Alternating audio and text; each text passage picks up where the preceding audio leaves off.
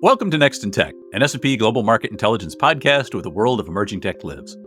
I'm your host, Eric Hanselman, Chief Analyst for Technology, Media, and Telecom at S&P Global Market Intelligence.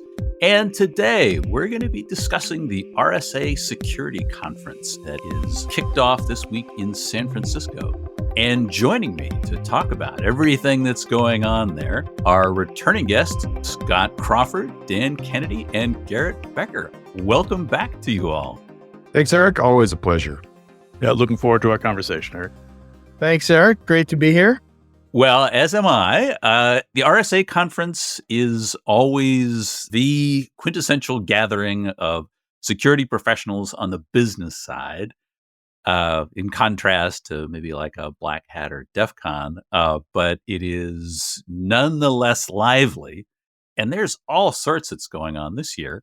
But there's an awful lot that we're going to be doing, from the TMT team at RSA. And if you're listening to this on Tuesday, tomorrow morning is the RSA breakfast, our long-running breakfast function. We'll be digging into all sorts of data and perspectives. And Dan, a lot of the data that you've been working on is going to be featured as part of that. Yeah, we're kicking off with budgets. And unsurprisingly, when you release a module called Security Budgeting for 2023, people have a lot of questions in a market like this one. And it's interesting. We're still seeing increases. So we have a couple teams looking at this from different perspectives. I know at the breakfast, we'll have a member of our M&A team talking about some of the issues private equity is running into and some of the credit crunch that's affecting security vendors, especially startups. But from an enterprise budget standpoint, the numbers are still fairly positive. 92% are increasing budget. The net change is plus 29%, and that's a few points up from last year. Whoa, holy cow. And that's one of those things we think about, macroeconomic headwinds. I mean, again, we know that security spend now is a board visible item, all those other good things, but that's impressive. So yeah, reviewing these security numbers in view of what's happening in the market is interesting. It does sound positive. Important to note that enterprise security budgets don't change right away based on macroeconomic conditions. When I looked back, more than 10 years to the Great Recession, it wasn't until 2010 that security spend started to decrease a little bit. And even then, 40% were increasing and 20% were decreasing. And that was 2010 planning for 2011 during the Great Recession. So a lot of stuff that's in play is going to keep going. Again, to your point, that's a long time constant for that shift to happen. It's a long time constant, and I think people don't realize how far behind the pandemic put security teams. In the live interviews with CISOs, I'm still hearing a lot about getting projects back on track that were put on hold during the pandemic, and also re-architecting in view of really hybrid workforce. And that's still going on. Garrett covers it more closely, but we still see a lot of discussion around zero trust network access, SASE, which is near and dear to your heart. People have not entirely reconciled with that period, nor gotten all their projects back on track.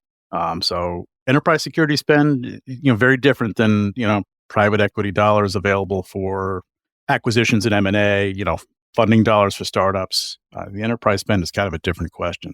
And then the big question people have is people spending. 1.4% decreasing spending on people. So layoffs are sort of in the news. That's against 18% increasing spend on people in security. So important to kind of keep perspective on these things. I was just going to jump in there. You and I have talked about this, right? Back in 2001, I was just getting started, as a financial analyst, and a similar thing happened, right?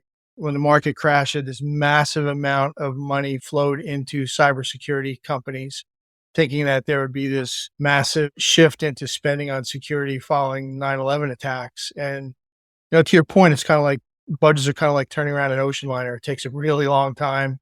So there's massive run up in stocks. And then the first few quarters, like the results just weren't there yet. And then you had this subsequent crash. And it was only like a year later that the budgets actually start, the changes actually started to be reflected in actual numbers.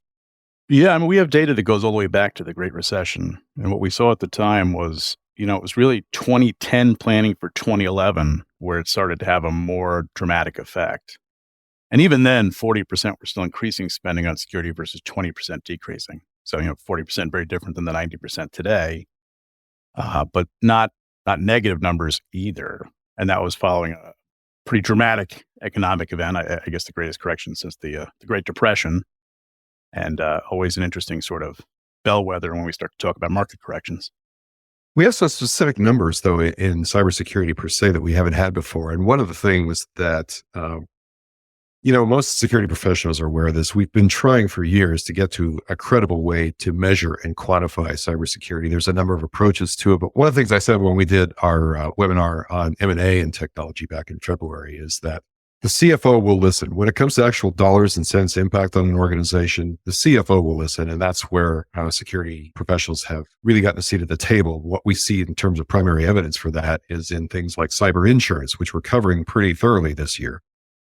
Cyber insurers had seen cyber insurance as an opportunity for many years. And up to before 2019, their loss ratios, according to the data available to S&P Global Market Intelligence, to our colleagues on the financial institutions group side of our business, is that those loss ratios for cyber insurers were in the mid 30% rate, which means they would pay out $1 out of roughly every 3 that they collected in premium.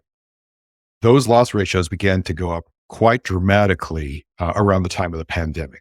And this correlation causation could be connected to increased work from home, could be connected to increased remote access.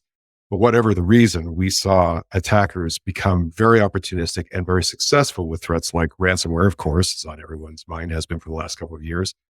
The cyber insurer loss ratios went up into the 60 to 70% range beginning about 2020. And they have largely stayed there for the last couple of years. And now the data from 2022 will be coming in to our analysts fairly soon. But looking back through 2021, those loss ratios were still around 70%. And that's being reflected in the premium that organizations are paying for cyber insurance. So these are ways that the CFO is actually seeing the direct dollar impact of cybersecurity, even when they themselves have not had an incident. So there are things that are driving the spend that are very tangible to the business and moving in somewhat opposition to overall macroeconomic trends. But Dan, as you said, we saw this before with the Great Recession, with the continued increase in malware samples during the period from 2008 to 2011. So this is not unusual, not unheard of in security at all. Well, when we think about what's pushing it, I mean, we've had this whole transformation wrought by ransomware, increasing visibility, and that's certainly changed, I think, most enterprise security calculus. But that's something also that we see some dynamics happening around the actual effect of ransomware and organizations starting to get on top of it.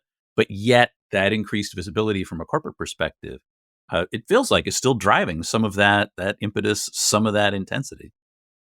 Oh yeah, definitely so. And there's additional pressures in that direction as well, too. Of course, regulatory pressure has remained high for things like privacy, and in particular in certain geographies like in Europe with the general data protection regulation and so on. But we're seeing increased activism in the public sector as well, too, that is raising the level of the conversation across the board. The White House in the US in particular has been very active in putting forward, most recently, a national cybersecurity strategy, which I think will also be on the minds of a lot of attendees at RSA this week. And it touches on a number of these things.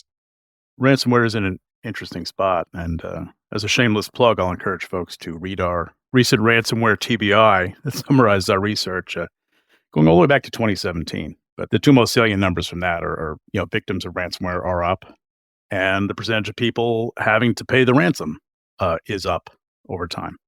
Certainly since we've started to track it, which is over a number of years. Yeah. Technology advancements, the development of what has been a lucrative market for the criminal industry. Doesn't take much to push that forward. Well, it's interesting. You mentioned that ransomware data from our survey data, Dan, and the data point about those who believe that they would pay the ransom regardless before they incur an incident compared to those who actually do after. Yeah, that's the one area where security people are optimistic. It's kind of strange that they believe they're more resilient to it than they actually are. And it's interesting. I think a lot of folks are being introduced to their storage folks because it really is a resilience argument there when you start getting immutable storage and the ability to operate under attack as well as recover from it. And people realizing that, just having backups might not be enough. A few of the attacks, people had backups and are finding that restore to be extremely difficult. So, security, liaisoning with other teams is largely the answer to going after this. Well, I suspect at the conference we will have been hearing an awful lot about cyber resilience. But Dan, you bring up what is the most crucial aspect of this, which is that you have to have organizational resilience. And how many times have we gotten to a point where people get focused on a particularly narrow technology and don't really go through all of those, the integration to be able to leverage all the functionality, and resilience generally is one of those things that I guess my nerves rattle every time I hear people say resilience outside of a context of some broader thinking.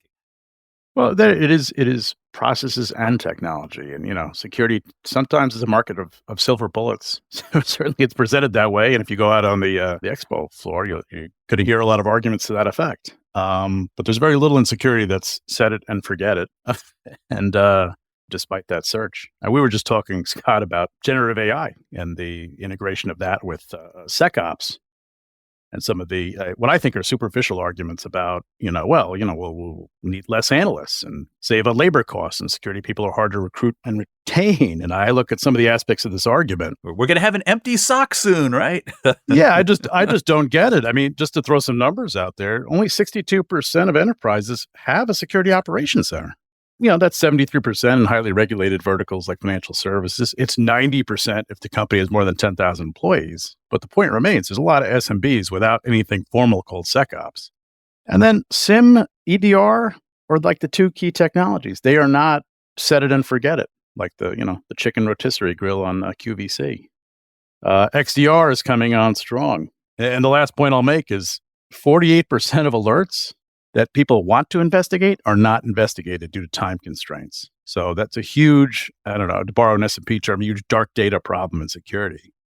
And I think any help these folks are getting is going to be help. People don't understand how underwater security operations are at enterprises. Well, to extend your metaphor, Dan, I mean, if you leave that chicken spinning on the rotisserie forever, after a while, your goose is going to be cooked, or chicken as it might be. You rescued that metaphor quite effectively there. And that is our topic on Wednesday morning for our breakfast. Don't let your rotisserie overcook your... Be a live demo during the breakfast, yeah. Truer words, hey, part of the proceedings. Well, no, but to your point, getting to that expectation, the generative AI piece has tremendous amounts of promise. It was the end of last year that Nurzuk from Palo Alto was saying that it's going to transform SOC operations and basically put a lot of SOC folks out of a job. I think to your point, we are still so far behind the curve from an operational perspective. Security operations can use all the help it can get, but in terms of displacing people, we're a long way from that. I mean, if maybe we're getting rid of folks who are writing ad copy, okay, maybe that's what generative AI is going to do for us. But higher order things, not for a while yet, I don't think. I think if you replace something for a SOC operator where they had formerly had to write a script to do it, you're throwing them a life preserver. Yeah. It's just, the idea that you're putting them out of work is I don't even know if it's in the future, to be honest with you. I actually think this may turn, I don't want to oversell it. Some of it is very interesting that I've seen. And I think SOC enablement is going to be very welcome in our industry. I don't think anyone's worried about losing the job. I think it's more, I don't want to do these tasks. Anything that does this faster is going to be a wonderful thing for them. Well, I'm always on the other side of the coin. When I see a promise of something, I tend to really grab hold of it. Like, this is hugely promising. I'm going to stop short of saying this is the most transformative introduction in technology ever. I don't know that that's necessarily true, but it will have a tremendous impact. I think that's an understatement for sure. And there's an awful lot more, just using the imagination about where this can be applied. There's an awful lot more that AI can do in security and elsewhere. Even as far as we've gotten now with GPT-4, it can write code. It doesn't necessarily write great code or even bug-free or, let's say, vulnerability-free code. So that's something that security professionals should keep in mind. But it can do an awful lot beyond just generate text. And I think the promise for that, given the amount of flexibility, the reasons that humans are involved in security operations, we cannot disregard that. We've seen some very high-profile announcements about the introduction of generative AI into security operations just in the last few weeks. And simultaneously, we've seen a great deal of concern about the potential for AI and the risks of AI as well. I think the world as a whole is still getting hands around the concept. And even some of the leading researchers in AI have argued for, taking a breather and assessing the potential for risk. There is all that happening all at once right now. The thing that's encouraging to me about this is that when we've had major transformative trends appear in technology in the past, security and risk have been left out of the conversation altogether. And suddenly now they've been elevated to the center. So the outcome of that discussion is something I'm going to be keeping a close eye on over the coming year. Those who are moving to put together strategies and approaches to addressing and managing risk insofar as it's possible to do that, given how fast AI is progressing. Those are also things we'll be keeping an eye on in the coming year. And we'll be discussing those at our breakfast during our RSA week for sure.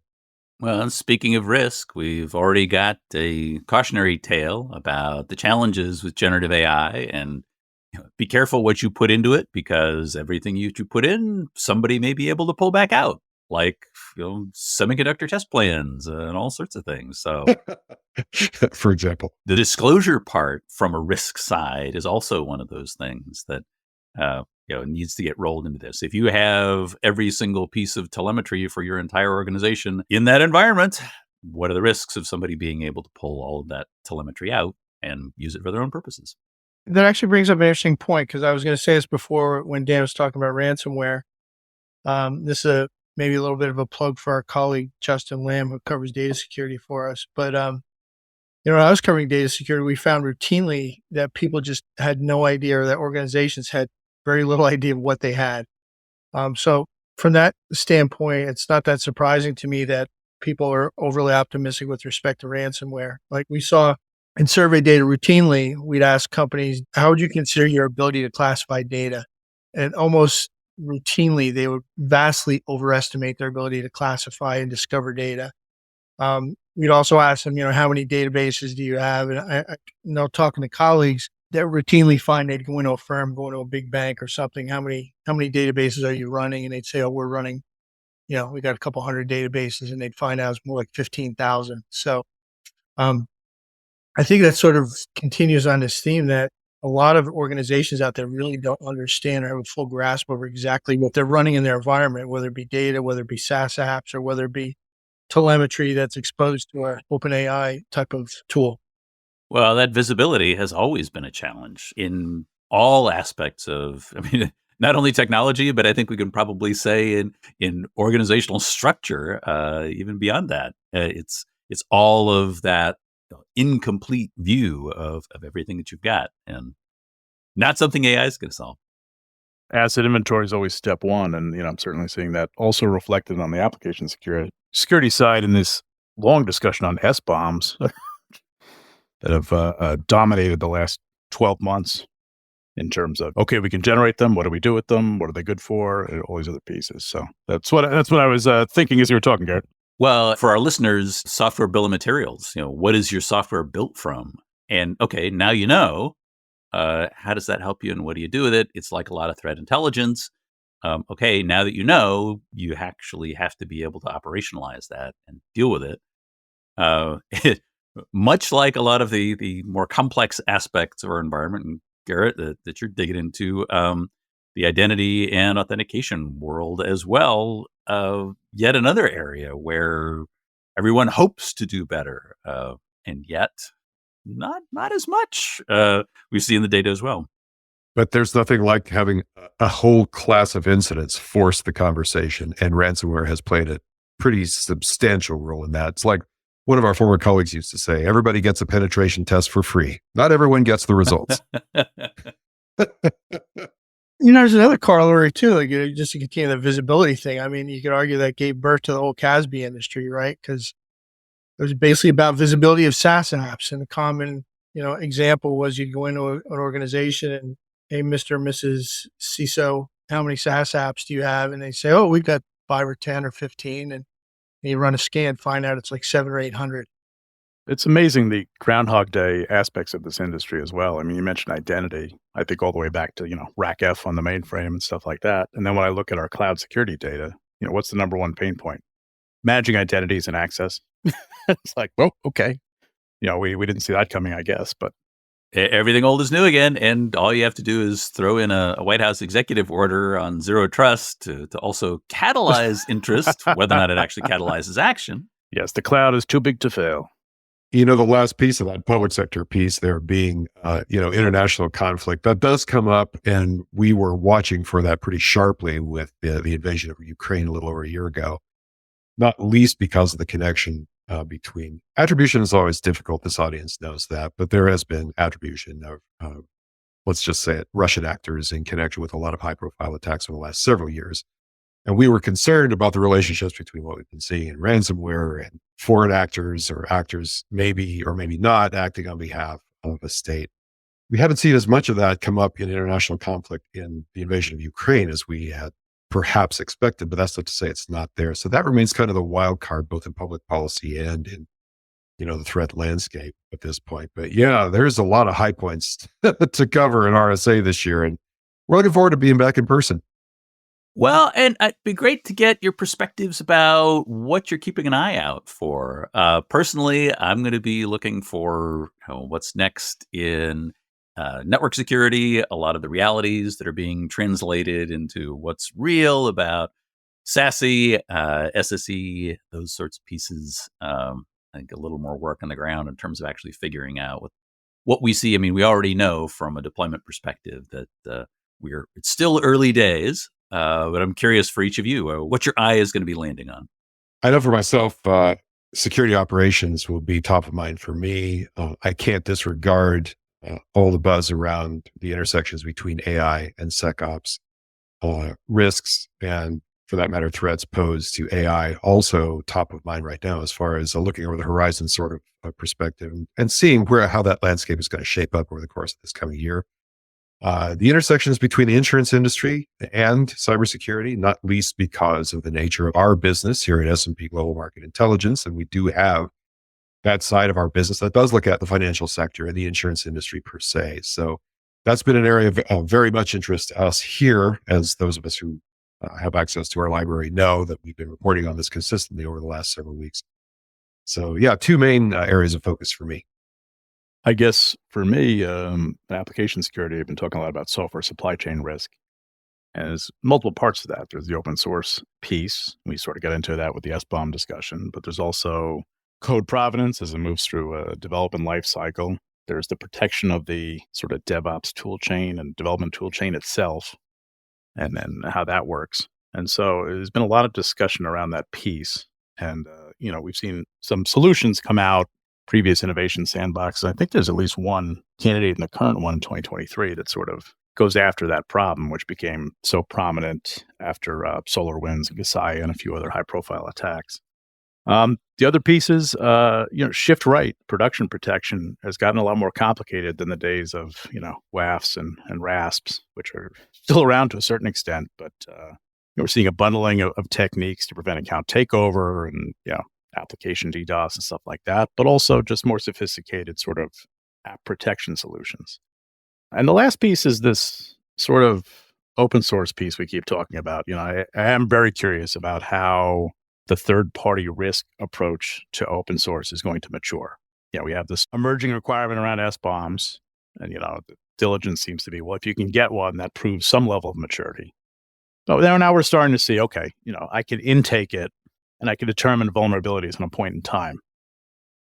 And the obvious shortcomings of that approach are, okay, that works in a diligence perspective. Your app code base, depends on third-party code, is riddled with vulnerabilities and isn't updated. That tells me something.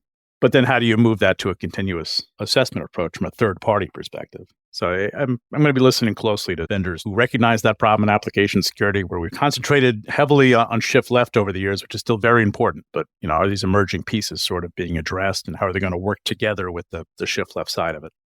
Well, getting back to operationalizing those kinds of perspectives, you got the telemetry from the SBOM that tells you what's there. How do you deal with that on an ongoing basis? And Garrett, what about you? Yeah, so on the identity side, probably 2 or 3 areas I'm going to be looking at. One is, I guess, around authentication. I've done a lot of work on some of the innovations around passwordless MFA and some of the things coming out of the FIDO Alliance with respect to pass keys. It's fairly common knowledge that stolen credentials and abused passwords and such are at the root of a lot of data breaches. But Dan and I actually did a vote survey towards the end of last year on IAM topics, another shameless plug. And we found out, some interesting data. Despite all the complaints and criticism of passwords, they're still fairly ubiquitous. In fact, they're the most commonly used authentication factor by far, somewhere, I think it was around 58, 60%, something like that. MFA usage overall in the enterprise is moving up, but it still trails other things like firewalls and email security, what have you. I think it's about 61% versus 75, 80% for things like firewalls and SIMs and what have you. We're also finding out that the usability and security trade-off still persists. If you look at the most commonly deployed form factors, they tend to be the easiest to use, but not necessarily the most secure. So things like push notifications or SMS-based MFA. And also we're looking at passwordless adoption. It's still fairly low. We're still in early innings. It's about half of what overall MFA adoption levels are at 61%. I think passwordless is coming in around a third. So definitely going to be focused on that and see what new innovations there may be around passwordless, and certainly going to be focused in my research. Another related area that I'm also looking quite a bit is that once you do the authentication piece, which is basically, who are you? The next phase is, okay, now what are you allowed to do and how are we going to enforce that? And that's the authorization problem. And I'd argue authorization has been somewhat overlooked relative to other areas of the overall IAM stack. There's some interesting stuff going on right now. There's some new standards. One is OPA, for the Open Policy Agent standard, pushed by a company called Styra. There's another standard, I think it's called OSO, and then there's another Open Fine Grained Authorization. And there's a whole cottage industry of new vendors that are popping up to essentially solve that problem. So those are two areas I'll look at. And I guess the last one I should mention too, shameless plug, I'll be moderating a panel at the AGC conference on Monday of RSA week, although depending on when this airs, it may have already occurred. But we're going to be looking at the role of identity and security and the use of identity as a security tool as much as an IT operations tool, particularly as we've moved away from a perimeter-based world. And we'll look at things like attacks on the actual IAM estate, which has also been a common factor of a lot of breaches. So those are three of the high-level areas I'll be looking at. I kind of wonder about progress in the IAM world. Should we have those on timelines that commitments for full adoption should be somewhere along the lines of where we are with sustainability commitments? 2030, it'll be all there. I routinely talk about this in webinars and client interactions, but I've got a document here that makes a very convincing case why passwords will be completely obsolete within the next few years. The only problem is that document was written in 2001. We're going to be password neutral sometime soon. Here we are 20 years later. Well, part of the problem, and Dan and I have talked about this, right? And sort of the dirty little secret with authentication is how many applications and resources out there are hardwired to only accept usernames and passwords. They literally cannot accept a lot of the more modern forms of authentication. They maybe can't accept a digital certificate or can't work with public-private key pairs that are behind a lot of passwordless technology nowadays. I think our vote survey data shows that somewhere between a half and a third of enterprise applications literally cannot support MFA. So that's another challenge I think the industry needs to address. You just need a SASE wrapper on top of everything. That'll fix it. Right. We're moving from that MFA isn't good enough. And, we're sitting there going, well, wait a second, 40% of things aren't even using MFA before you move on to the next MFA. Good luck with that. Well, we will have to see where all this shakes out as we make our way through RSA and see what the reality on the ground is. Well, I want to thank all three of you for all the perspectives. It's been great having you back. Pleasure, Eric. Always enjoy this podcast, and it's great to listen to. So stay tuned, everybody. Yeah, it's been a lot of fun. I always look forward to doing this and look forward to seeing everyone out at RSA. Thanks, Eric. Yep. And if you develop something like SNL's 5-timer jacket, I think we're well on our way to it. So I'm looking forward to getting that. Okay. Yeah. Challenge accepted. We'll have to figure out what we can do to get the repeat visitor thing. Yeah. It may start out with a keychain, but we'll get to the jacket eventually. We'll take what we can get. With 3 years without Shui, we are underserved. So yeah, get on that. All right. We got to bring back the swag industry. Well, thank you all. And that is it for this episode of Next in Tech. Thanks to our audience for staying with us. And thanks to our production team, including Carolyn Wright, Ethan Zimmon, and Syed Waji Abbas on the marketing and events teams, and our studio lead, Kyle Cagnalosi, Derek Brown, and Darren Rose. I hope you will join us for our next episode, where we're going to be talking about the metaverse, but actually digging into some of the research coverage around the metaverse that we've been doing.